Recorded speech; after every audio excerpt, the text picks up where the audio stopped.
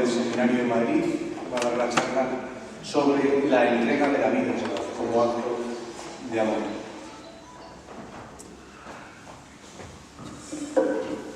Bueno, voy a intentar acercarme al libro, que me han dicho que hablo un poco bajo, pero es que hablo un poco bajo, no voy a mentir, y además tengo alergia y llevo 2 semanas como que estoy muy bajo, así que nada, lo siento mucho, pero vamos a empezar a la Virgen, porque si yo estoy aquí es porque un día la Virgen me dio por corrón y me llevó con su hijo, si no, aseguro que no estaría aquí, y sería cura y nada. Entonces vamos a pedir a la Virgen también que rece con nosotros también, y que este sea un momento también de gracia y de conversión para todos. Y no para todos, para eso rezo. Primero, también por vosotros. Dios te salve María. Llena eres de gracia, el Señor es contigo. Bendita tú eres entre todas las mujeres, y bendito es el fruto de tu vientre, Jesús. Santa María, Madre de Dios, ruega por nosotros pecadores, ahora y en la hora de nuestra muerte. Amén.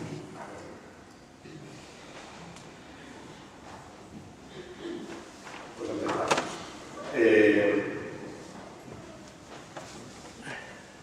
La Cuaresma es el tiempo que precede y dispone a la celebración de la Pascua.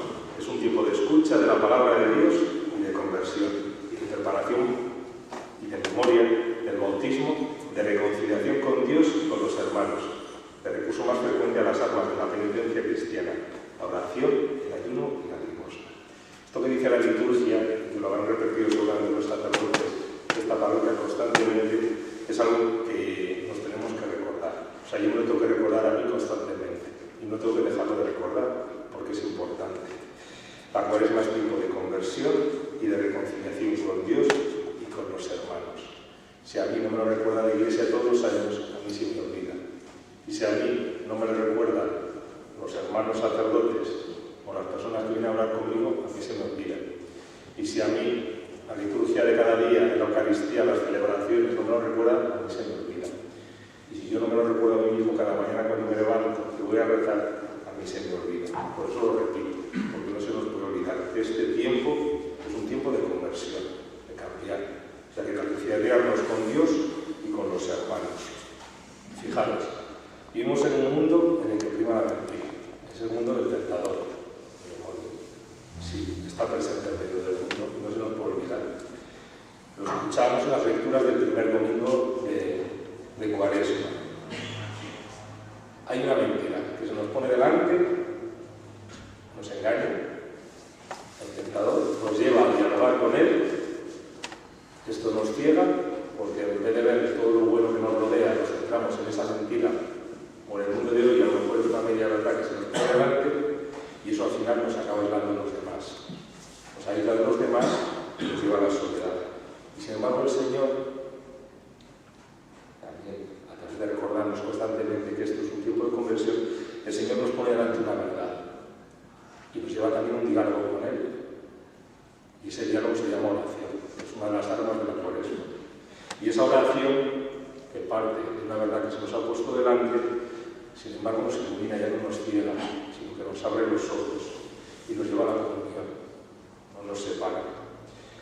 Por lo tanto, en el tiempo de Cuaresma de lo que se trata es de escuchar, que significa es lo mismo que obedecer. ¿Por qué? Porque Dios nos habla. ¿Cómo nos habla? El Señor Jesús lo dijo. Yo estoy todos los días con vosotros hasta el final de los días. El Señor nos habla en la Iglesia. Y el Señor nos habla en su Iglesia. Y el Señor nos habla en la Iglesia a través de la palabra, del Evangelio que se nos ha dado. Y el Señor nos habla en la Iglesia a través de los hermanos. Y por eso nosotros tenemos que abrir los oídos y escuchar. Porque es de Dios el que nos habla a través de ellos. Por eso el camino de la Cuaresma tiene un sentido eclesial. Es la Iglesia. Decía el Papa Francisco, en una exhortación que nos regaló sobre la santidad.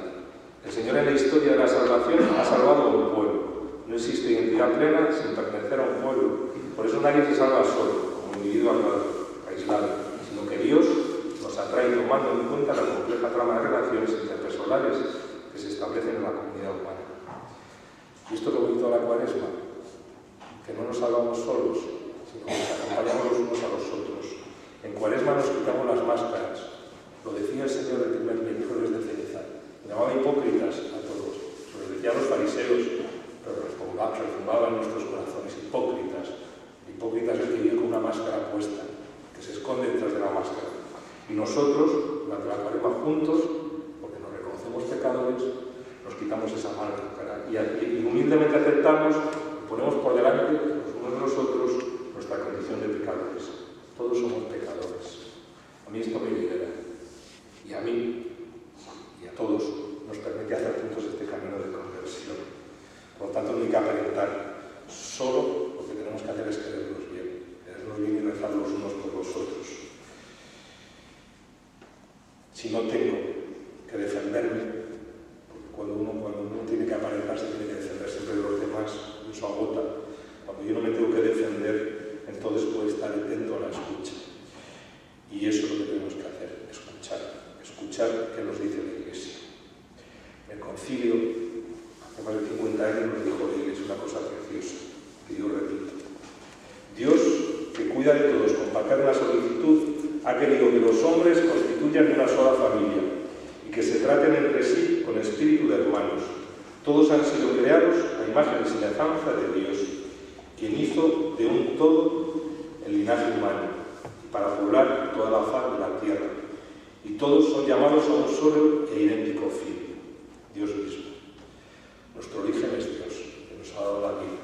Y nuestro fin es Dios, que nos llama a estar con Él. Todo es don. Dios nos ha dado la vida y Dios nos ha dado la vida con mayúsculas. Sigue diciendo la Iglesia. Por lo cual, el amor de Dios y del prójimo es el primero y el mayor mandamiento. La Sagrada Escritura nos enseña que el amor de Dios no puede separarse del amor del prójimo. Cualquier otro precepto de esta sentencia se resume. Amarás al prójimo como a ti mismo. El amor es el cumplimiento de la ley. Más aún, el Señor, cuando ruega al Padre que todos sean uno, como nosotros también somos uno, abriendo perspectivas cerradas a la razón humana, sugiere una cierta semejanza entre la unión de las personas divinas y la unión de los hijos de Dios en la verdad y en la caridad. Y esta semejanza demuestra que el hombre, única criatura terrestre a que Dios ha amado por sí mismo, no puede encontrar su propia plenitud si no es en la entrega sincera de sí mismo a los demás.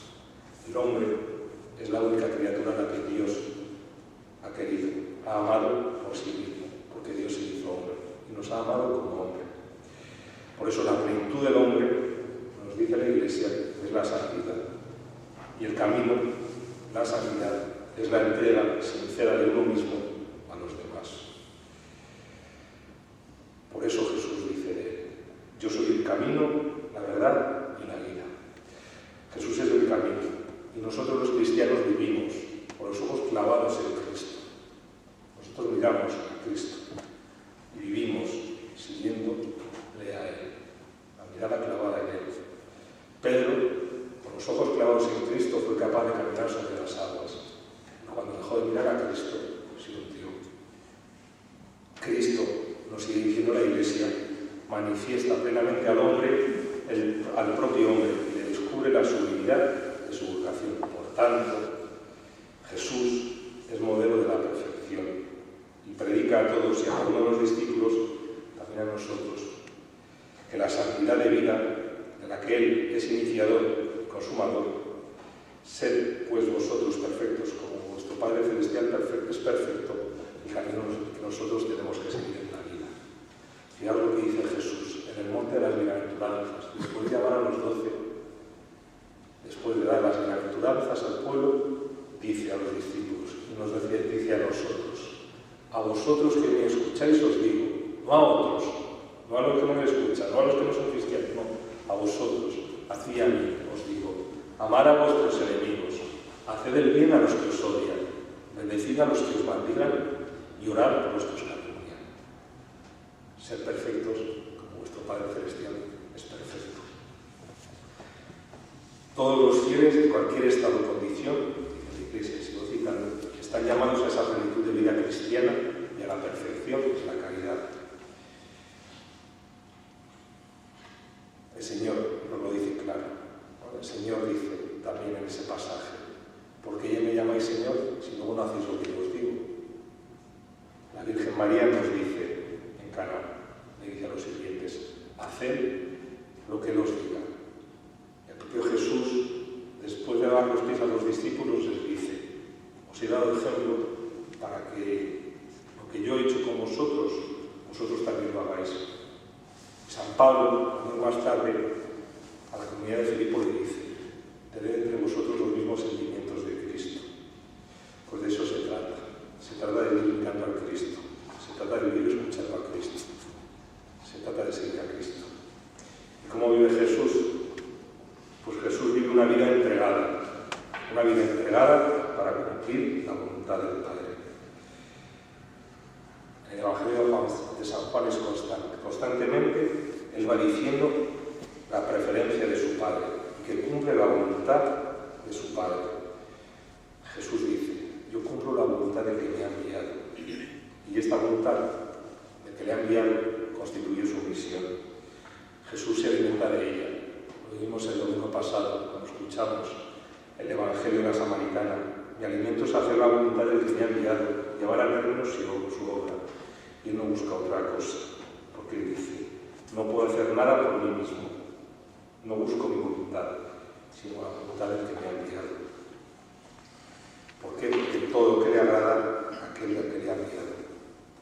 El Señor, el que me envió, mi Padre está conmigo, y no me deja solo, porque yo hago siempre lo que le agrada. Jesús vive una vida entregada, y una vida entregada para cumplir la voluntad del Padre. Ahora bien, ¿cuál es la voluntad del Padre? Pues la voluntad del Padre es que todos vayan a Él, y que les dé la resurrección y la vida eterna. Jesús vive una vida entregada para cumplir la voluntad del Padre, y la voluntad del Padre es que todos nosotros nos salvemos. En el discurso de pandemia dice Jesús, todo lo que me da el Padre, todo el que me da el Padre vendrá a mí, y al que venga a mí no lo echaré fuera, porque he bajado del cielo no para hacer mi voluntad, sino la voluntad del que me ha enviado. Esta es la voluntad del que me ha enviado, que no se pierda nada de lo que me dio, sino que lo resucite en el último día. Esta es la voluntad de mi Padre, que todo el que vea al Hijo y cree en Él tenga vida eterna, y yo lo resucitaré en el último día. La voluntad del Padre se convierte para Jesús en un mandamiento. Sin embargo, para Jesús ese mandamiento es una señal de que el Padre le ama. Dice, cuando se nos presenta como el buen pastor, el buen pastor da la vida por sus ovejas, y yo soy el buen pastor, que conozco a las mías, y las mías me conocen. Igual que el Padre me conoce y yo conozco al Padre. Yo doy la vida por las ovejas. Tengo además otras ovejas que no son de este redil. También a esas las tengo que traer, y escucharán mi voz. Y habrá un solo rebaño y un solo pastor. Por esto me ama el Padre, porque yo entrego mi vida para poder recuperarla. Nadie me la quita, sino que yo la entrego libremente. Tengo poder para entregarla y tengo poder para recuperarla. Este mandato he recibido de mi Padre. Por lo tanto, la obediencia de Jesús es comunión con la voluntad de su Padre. Dice el propio Jesús, después de lavado los pies, como el Padre me ha amado, así os he amado yo. Permaneced en mi amor. Si guardéis mis mandamientos, permaneceréis en mi amor. Lo mismo que yo he guardado los mandamientos de mi Padre y permanezco en su amor. Os he hablado de esto para que mi alegría esté en vosotros y vuestra alegría llegue a plenitud. Este es mi mandamiento. Que os améis los unos a los otros como yo os he amado. Nadie tiene amor más grande que el que da la vida por sus amigos. Vosotros sois mis amigos si hacéis lo que yo os mando. Ya no os llamo siervos, porque el siervo no sabe lo que hace su Señor. A vosotros os llamo amigos, porque todo lo que he oído a mi Padre os he dado a conocer. No sois vosotros los que me habéis elegido, soy yo quien os he elegido. Y os he destinado para que vayáis y deis fruto, y vuestro fruto permanezca, de modo que lo que pidáis al Padre en mi nombre os lo dé. Esto os mando, que os améis los unos a los otros. Y esta adhesión perfecta de Jesús a la voluntad de su Padre, a la voluntad divina, se entiende incluso en el dolor del transcurso de la pasión. Cuando Jesús, sabiendo que había llegado su hora, amó a los suyos que estaban en el mundo y los amó hasta el extremo.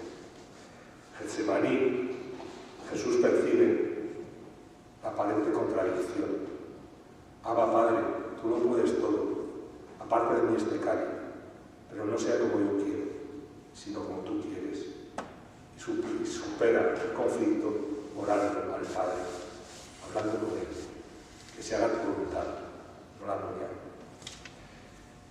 El aparente abandono del Padre, a pesar del aparente abandono del Padre, Él sigue ayudándose, cumpliendo la voluntad de su Padre.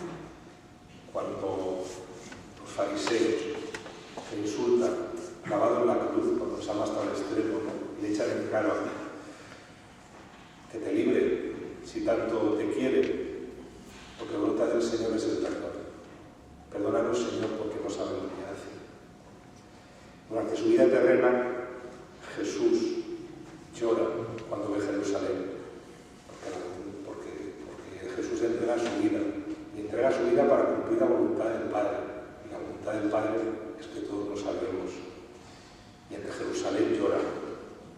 Dice: Jerusalén, Jerusalén, que matas a los profetas y apedreas a quienes te han sido enviados. ¿Cuántas veces intenté reunir a tus hijos, como la gallina reunía a los polluelos bajo sus alas, y tú no has querido? Dándose a sí mismo, Jesús anticipa su muerte y su resurrección, dándose a sí mismo y a sus discípulos en el pan y el vino, en su cuerpo y en su sangre como maná. Por eso la Eucaristía, lo que hemos celebrado hace un momento, es precisamente lo que habla de todo lo anterior que he dicho. La Eucaristía nos adentra en el acto orativo de Jesús. No lo recibimos solamente de modo pasivo, sino que nos implicamos nosotros mismos. Él nos implica en la entrega de su vida, en cumplir la voluntad del Padre y en cumplir su misión, que es que todos nos salvemos. San Juan Pablo II tenía una costumbre preciosa, es que a todos los curas nos mandaban una carta el día del Jueves Santo. Y en una de las cartas nos decía, nos recordaba que la Eucaristía no es un simple recuerdo, es memorial, no sabemos, se actualiza la entrega de Cristo. Pero no es un simple recuerdo de un hecho, ¿no? Sino que lo que recordamos es Él, ¿no? Que se hace presente es Él, escrito en su entrega. Por eso en cada misa recordamos y revivimos el primer sentimiento expresado por Jesús, es dar gracias. Todo esto. Y Jesús lo que hace, lo primero, es dar gracias al Padre por lo que va a ocurrir, por lo que le pide y por lo que va a ocurrir. Es verdad que todos nosotros tenemos cruces, pero los dones recibidos son tan grandes que no podemos dejar de cantar desde lo más profundo del corazón nuestro Magníficat. Jesús dio gracias, María dio gracias, cantando la alabanza. Y nosotros debemos vivir de la Eucaristía, dando gracias. Tomad y comed, tomad y bebed, hemos escuchado en un momento. La autodonación de Cristo tiene su origen en Dios mismo, en el amor trinitario, y alcanza esa expresión en el sacrificio de la cruz, que anticipa sacramentalmente Jesús en la última cena. La vida, su vida, la vida de Jesús tiene sentido si sabe hacerse con, poniéndose a disposición de la comunidad y al servicio de todos los necesitados. Y esto es lo que Jesús, precisamente, haciéndolo, espera de nosotros. Como nos recuerdan después del lavatorio, lo que yo he hecho, hacerlo también, los unos a los otros. Cristo se nos da, nos une a su entrega, y en Él nosotros nos podemos dar los unos a los otros. El Papa Benedicto, en la primera encíclica que nos regaló, hablando del amor, lo dice de una manera preciosa. En la comunión sacramental yo quedo unido al Señor como todos los demás que comulgan. El pan es uno, y así nosotros, aunque somos muchos, formamos un solo cuerpo, porque comemos todos del mismo pan. La unión con Cristo es al mismo tiempo unión con todos los demás, a los que Él se entrega. No puedo tener a Cristo solo para mí. Únicamente puedo permanecer en unión con todos los que son suyos o lo serán. La comunión me hace salir de mí mismo, para ir hacia Él, y por tanto, también hacia la unidad con todos los cristianos. Nos hacemos a un cuerpo, aunados en una única existencia. Ahora, el amor a Dios y al prójimo están realmente unidos. Y esta es la verdadera caridad. Este es el amor de Dios. La íntima participación personal de las necesidades y los sufrimientos del otro. Que se convierten así, esa caridad se convierte en un darme a mí mismo. El don no es algo que humille al otro, porque ya no le doy algo mío, sino que me doy yo a mí mismo. Él es el Padre del don como persona. Esto es lo que nos enseña Jesús y esto es lo que vivimos los cristianos. Por vosotros, dice, me entrego. El cuerpo y la sangre se entregan para la salvación del hombre, porque esa es la voluntad del Padre, de todo hombre, de todos los hombres. Y nadie, a menos que lo rechace libremente, está excluido del poder salvador de la sangre de Cristo. La santidad es la expresión plena de esa salvación. Y solo viviendo como salvados podemos ser anunciadores creíbles de la salvación. Viviendo como salvados, uno vive dando gracias a Dios y uno se convierte en acción de gracias. Cada vez que celebramos la Eucaristía, la memoria de Cristo, en ese misterio nos convertimos en el misterio pascual, se convierte en deseo de encuentro pleno con Él. Nosotros vivimos en la espera de su venida. Los cristianos vivimos esperando volvernos a encontrar con Él. Vivir en plenitud lo que celebramos en la Eucaristía, el amor de Dios. Y por eso nos convertimos para el mundo en testimonio de esperanza. Una Eucaristía que no comporte, por lo tanto, el ejercicio práctico del amor es mentira. El mandamiento del amor es posible solo porque no es una mera exigencia. No puede ser solo un mandato, porque antes Él me ha amado. Él nos ha amado primero y sigue amándonos primero. Por eso nosotros podemos corresponder también con tanto amor. Dios no nos impone un sentimiento que no podemos suscitar en nosotros mismos. Es el sentimiento de la mujer pecadora que unge al Señor. A que mucho se le perdona, mucho ama. Él nos ama, nos hace ver y experimentar su amor. Y de este, antes de Dios, pueden hacer también nosotros el amor como respuesta. Lo he dicho antes en la homilía, ¿no? ¿Quién puede perdonar? ¿Quién es capaz de perdonar un daño tan grande, ¿no? Como una infidelidad incluso en un matrimonio? Solo Dios. Y solo el que experimenta la propia vida el amor de Dios y es cauce ese amor de Dios para los demás. En esto consiste el amor de Dios, no en que nosotros hayamos amado a Dios, sino que Él nos amó primero. Y envió a su Hijo como víctima de propiciación por nuestros pecados. Eso nos enseña el apóstol San Juan. Repito lo que he dicho al principio, que nos dice la Iglesia. El Señor, cuando ruega al Padre que todos sean uno, como nosotros también somos uno, sugiere una semejanza entre la unión de las personas divinas y la unión de los hijos de Dios en la verdad. Y esta semejanza demuestra que el hombre, única criatura terrestre a la que Dios ha amado por sí mismo, no puede encontrar su propia plenitud si no es en la entrega sincera de uno mismo a los demás. Somos cristianos, somos de Cristo, ya no nos pertenecemos, somos suyos y somos de la Iglesia, hijos de la Iglesia, y no podemos entendernos de otra manera. Hechos miembros de la Iglesia, el bautizado ya no se pertenece a sí mismo, sino al que murió y resucitó por nosotros, dice el Catecismo. ¿Acaso no sabéis que vuestro cuerpo es templo del Espíritu, que habita en vosotros y habéis recibido de Dios? Dice San Pablo a los Corintios. Ya no os pertenecéis, pues habéis sido comprados a buen precio. Por tanto, como ya no nos pertenecemos a nosotros mismos, sino a aquel que murió y resucitó por nosotros, nosotros estamos llamados a vivir lo que vivió. Estamos llamados a someternos a los demás, ser sumisos los unos con los otros, dice San Pablo, y a servirles. ¿Comprendéis lo que he hecho con vosotros? He leído antes, después del lavado de los pies. Pues si yo soy el maestro y os he lavado los pies, también vosotros debéis lavado los pies los unos a los otros. Y todo esto es la comunión de la Iglesia.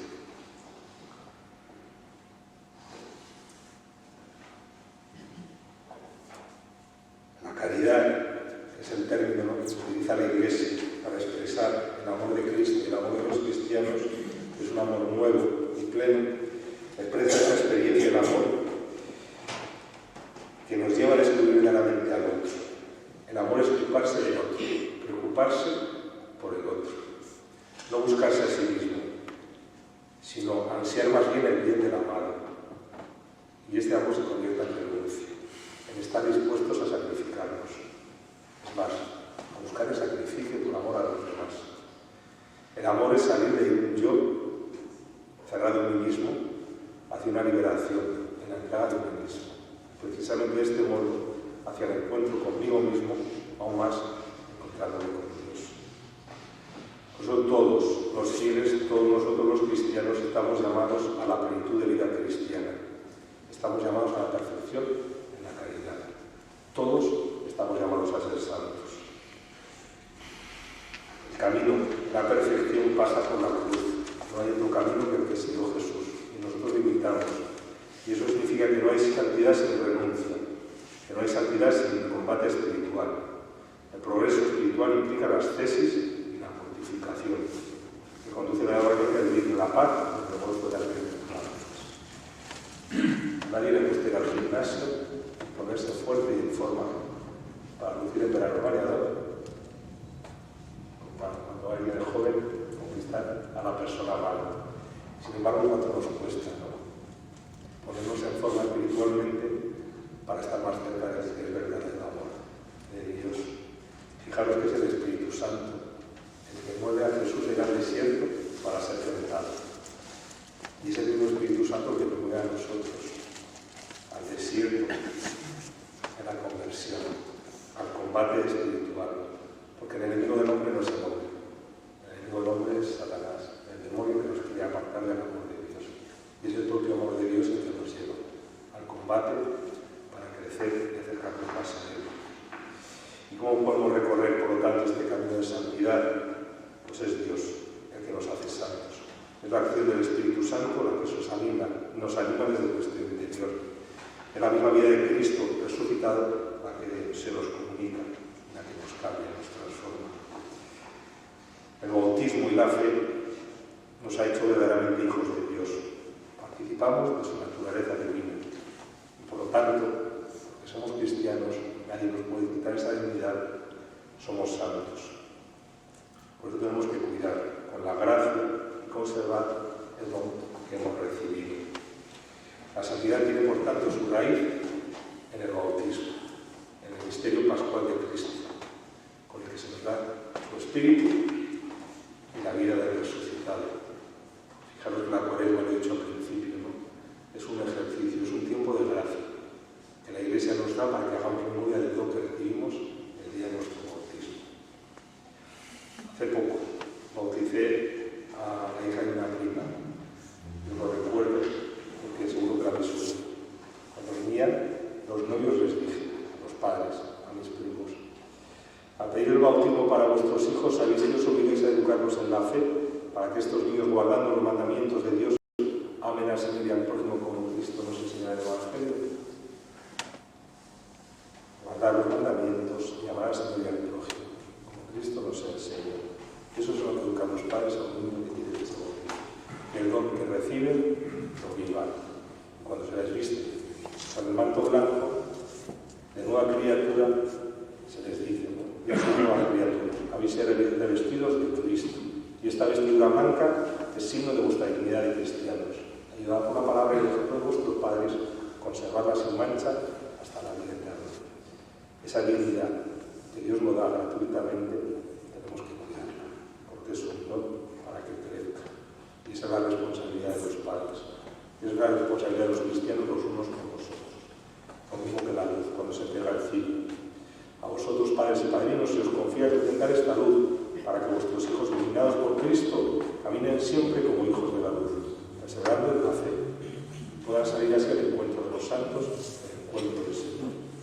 Somos santos y estamos llamados a la santidad. Nuestro destino está unido indisolublemente al de Cristo. Pero Dios respeta nuestra libertad y pide que aceptemos este don, que lleguemos las exigencias que conllevan. Pide que nos dejemos transformar por la acción del Espíritu Santo, conformando nuestra voluntad a la voluntad de Dios. El Señor es bueno, respeta nuestra libertad y cuida los tiempos de cada uno.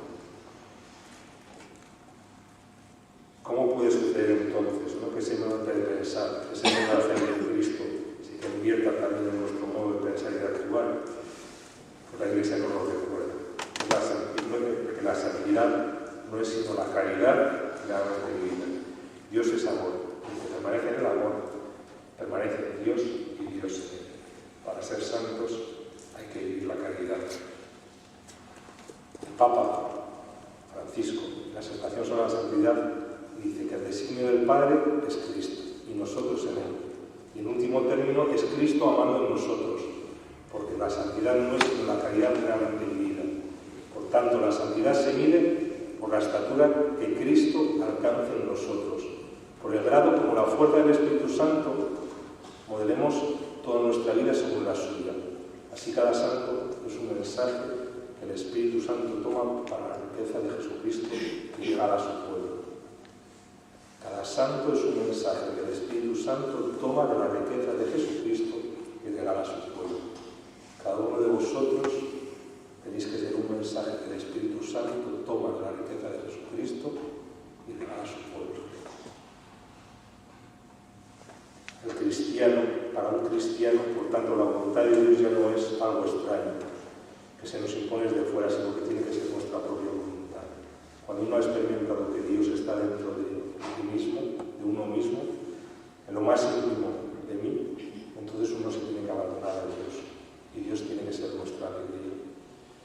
Por eso el amor a Dios y el amor al prójimo son inseparables, son el único mandamiento. No se trata de un mandamiento, por tanto, externo, que se impone, imposible, sino de la experiencia de amor de cada uno de nosotros nacido de dentro. El amor crece a través del amor. Por eso escuchamos también el domingo, ¿no? El amor de Dios ha sido grabado en nuestros corazones por el Espíritu Santo que nos ha dado, que se nos ha dado. La verdad, he dicho al principio, ¿no? Que Jesús es el camino, la verdad y la vida. Y el Señor nos dice también que es la verdad la que nos hace libres, es Él el que nos hace libres. Y Él es testimonio también de esa libertad. Cuando Jesús obedece al Padre, realiza su libertad como elección consciente motivada por el amor que le tiene. Él vive su libertad como un servicio. La libertad, como la vida misma del hombre, cobra sentido por el amor. ¿Quién es más libre? ¿Quien se reserva todas las posibilidades por temor a perderlas? ¿O quien se dedica diariamente a servir y así encuentra lleno de vida por el amor que ha dado y recibido? Por tanto, la libertad cristiana es seguimiento de Cristo, en la entrega de uno mismo hasta el sacrificio en la cruz. Esa es la paradoja, ¿no? Que el Señor vivió el culmen de su libertad en la cruz, como cumbre del amor. Muchos testigos de la verdad han compartido esta experiencia, hombres y mujeres, los santos, que seguían siendo libres incluso en la celda de la cárcel, a pesar de las amenazas y de las torturas. Es la verdad la que nos hace libres. Si habéis leído a Bantuán, el cardenal Bantuán, cardenal que estuvo tantos años en la cárcel, ¿no? Un librito suyo, Los 5 panes y 2 peces, él reconoce, dice que en la cárcel renunció a desgastarse esperando su liberación. Su opción fue vivir el momento presente con mando de amor. Y el modo como se concretaba esto era, decía él, aprovecho las ocasiones que se presentan cada día para realizar acciones ordinarias de manera extraordinaria. El amor es lo concreto de la vida. Este es el ejemplo de los santos, ¿no? La Iglesia está marcada por estos hombres y mujeres que con su fe, con su caridad, han sido faro para muchas generaciones y son para nosotros. Manifiestan la presencia poderosa y transformadora de Cristo en sus vidas. Ya no soy yo el que vivo, no es Cristo el que vive en mí. Nosotros, con nuestras limitaciones y con nuestras debilidades, podemos llegar a tan alto. Pues los santos nos dicen que sí. Y esto es lo bonito, ¿no? Es la historia de los santos de la Iglesia. ¿No? De la Iglesia, porque es madre, nos ponga delante el ejemplo de tantos santos, que todos son diferentes, distintos entre sí, pero todos han transfigurado a Cristo. Había una santa, por la experiencia, lo decía en la homilía, ¿no? Uno de los regalos de la vida del seminario es que uno puede conocer a mucha gente buena, ¿no? Y una de las gente buena que conocí, mucha gente que conocí, fue las hermanas, las hermanitas de los pobres, y conocí una santa que se llama Santa Juana Jugar, que seguro muchos de vosotros conocéis. Esta mujer nació en la época de la Revolución Francesa.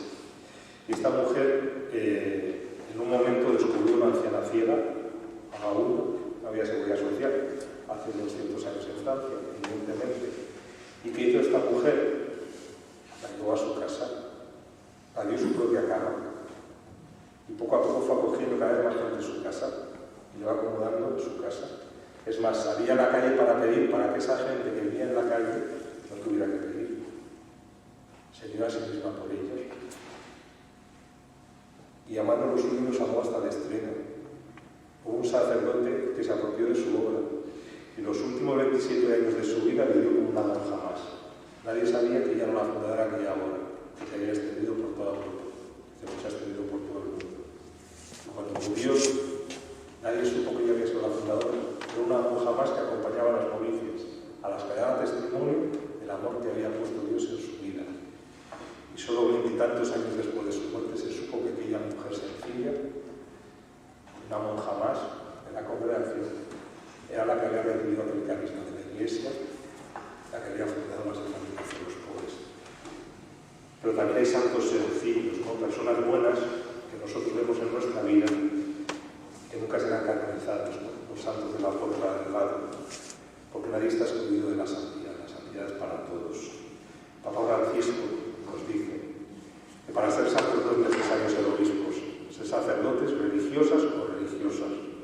Muchas veces tenemos la tentación de pensar que la santidad está reservada solo a quienes tienen la posibilidad de tomar distancia de las ocupaciones ordinarias, para dedicar mucho tiempo a la oración. No es así. Todos estamos llamados a ser santos viviendo con amor y ofreciendo el propio testimonio en las ocupaciones de cada día, allí donde cada uno se encuentre. ¿Eres consagrada o consagrado? Sé santo viviendo con alegría tu entrega.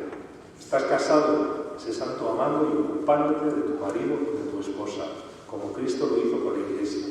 ¿Eres un trabajador? Sé santo cumpliendo con honradez y competencia tu trabajo al servicio de los hermanos. ¿Eres padre, abuela o abuelo? Sé santo enseñando con paciencia a los niños a seguir a Jesús.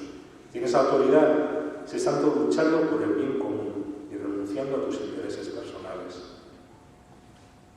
Por su sumisión a María y a José, así como por su humilde trabajo durante los años largos en Nazaret, la vida oculta, es Jesús mismo, que nos da ejemplo de la santidad de la vida cotidiana, de la familia y del trabajo. Voy terminando. Si yo estoy aquí y soy sacerdote, me gusta contar esto, como he dicho la mayoría, porque es verdad que es mi vida, y nadie me lo puede discutir, porque es así. Siempre digo es porque el Señor quiso que me encontrara en el camino de la vida con los más pobres. Hace muchos años yo me encontré con una comunidad que se llama la Comunidad del Cenáculo, unos chicos que se curan de la droga, en los que yo aprendí precisamente esto, ¿no? Que se podía vivir la santidad en lo concreto. Aquello que para mí era algo inalcanzable, yo me encontré en esta comunidad con unos chicos que se curan a sí mismos, una monja, consagrados, sacerdotes, pero que en el fondo se cuidan los unos a los otros, se acompañan, ¿no? En el camino de la vida. Y a través de la oración y el trabajo de la amistad, van sanando las heridas que llevan a la droga, se encuentran con Cristo y les devuelve a la vida. Yo en estos chicos de repente descubrí, ¿no?, que esa santidad concreta se podía vivir, que no era imposible. Cuando uno va a la casa en las que viven estos chicos, son casas en las que viven 12, 50 chavales, hay 70 casas repartidas por el mundo, no se dan cuenta de que está todo perfecto. Porque cada trabajo que hacen, ya sea limpiando, ya sea cocinando, ya sea en el jardín o en la huerta, ya sea quitando las hierbas, se dan totalmente por amor a Cristo y a su Iglesia, por amor a los demás. El amor que han recibido, que les ha salvado, ellos en lo concreto de cada día lo ofrecen para ayudar a los demás. Digo que yo estoy aquí porque yo hace 15 años me encontré con ellos, trabajaba. Encontrándome con ellos, uno de ellos, Anthony, me dio testimonio. Anthony era drogadicto, delincuente, como decía él, hijo de una prostituta y de un padre que había intercambiado dinero con su madre, a que nunca conoció. Vivió en la calle, vivió la violencia, jefe de una banda y acabó drogándose. Y de repente encontró a alguien bueno que le llevó a esta comunidad cuando había tocado fondo. En esta comunidad un día, ante algo que se le había pedido, reaccionó con violencia.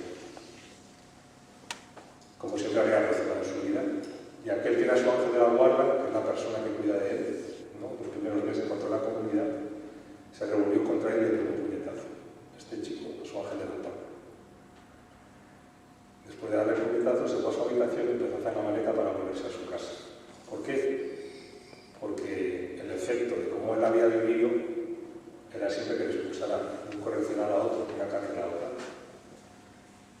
Cuando estaba haciendo la maleta, su ángel de la guarda, este otro drogadicto que llevaba más tiempo y que le había acompañado, fue a verle y le dijo: te tengo que pedir perdón, porque mi labor aquí era cuidarte y ayudarte, a perdonarte y a perdonar, ayudar a quererte.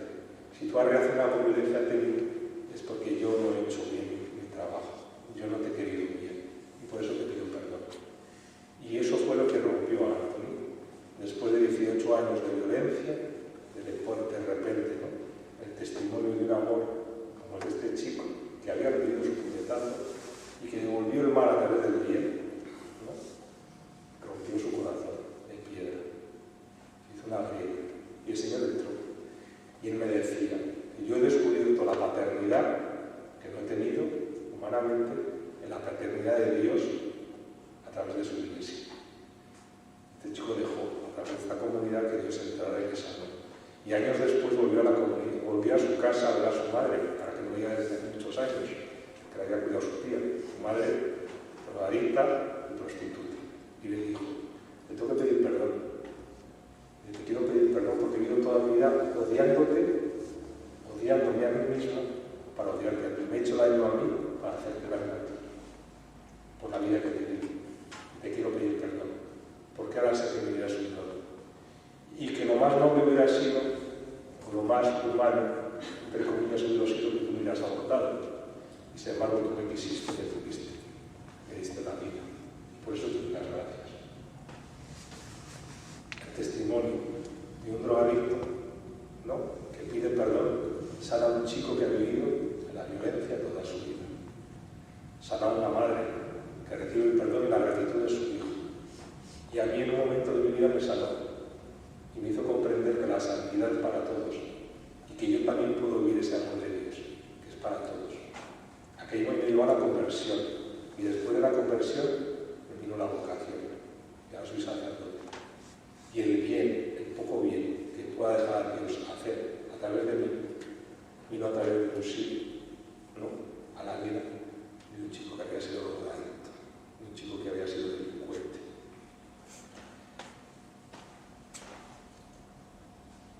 Hay muchos sí que dar en la vida. No damos sí en la vocación. Cada uno recibimos la vocación de Dios.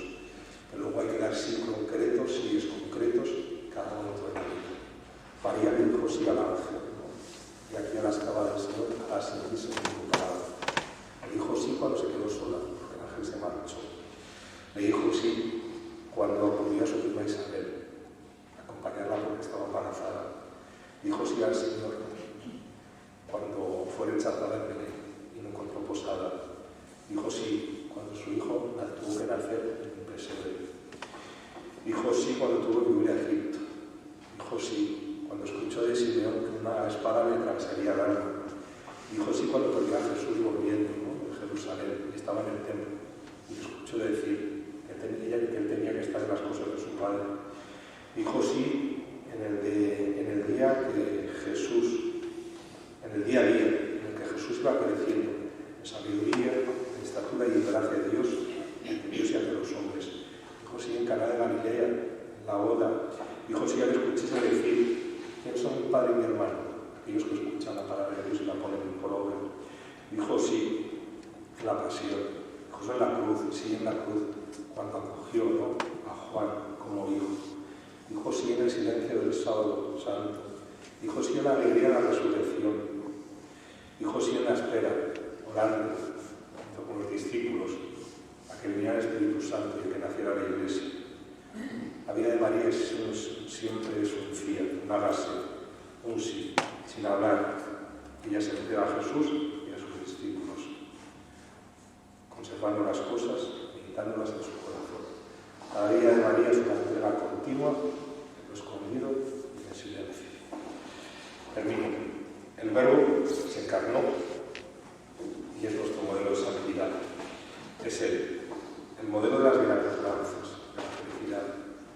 manera igual, llamarnos los unos a los otros como Él nos ha amado. Y este amor tiene como consecuencia la ofrenda afectiva de sí mismo. Pablo nos lo recuerda en los Hechos de los Apóstoles. El Señor dijo, no hay más dicha en dar, hay más dicha, perdón, en dar que en recibir. Esa es nuestra vocación.